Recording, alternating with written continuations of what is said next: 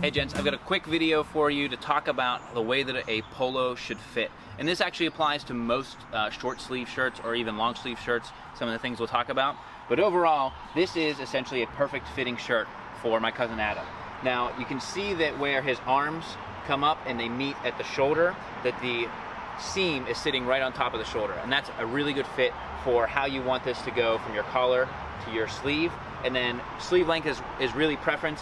You don't want it to be up here, like a female's shirt.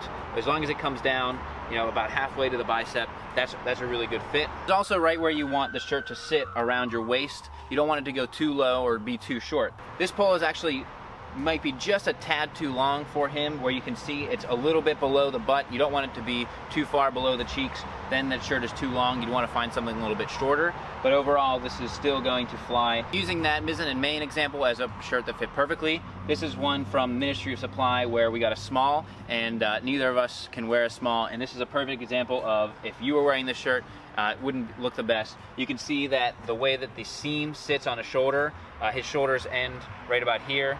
So there's a good 2 inches where you wouldn't want to have the sleeve sitting this way. Although this shirt doesn't fit him in the sleeves, it is actually the perfect length of where you'd want it to sit on your body. You'd want it to be just a little under your waist, not too far down, covering your crotch or your butt. So this actually fits pretty well.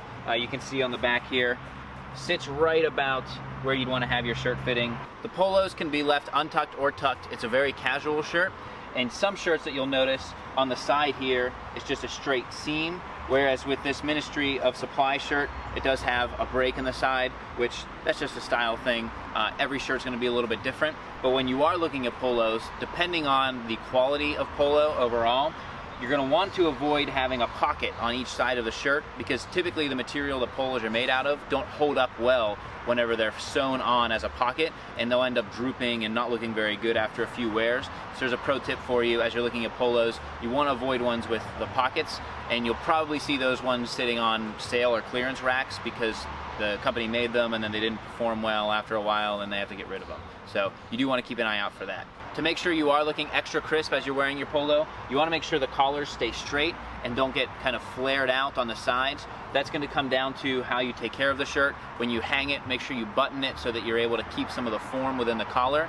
And a unique part of this Mizzen and Maide shirt is that the collar actually has collar stays, where you can insert plastic collar stays to keep the collar in form, which is a unique part of the polo, and something I really like about this Mizzen and Maide shirt. Not all polos will have this, so that's kind of a unique feature.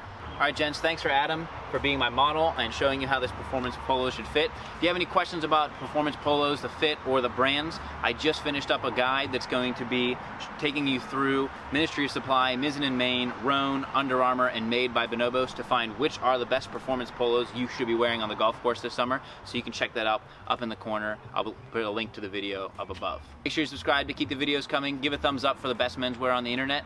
And if you have any questions, comment below. I'll do my best to answer. If you have any suggestions on what companies or products I should take a look at, comment below as well. Until next time, gents, this is the Cavalier.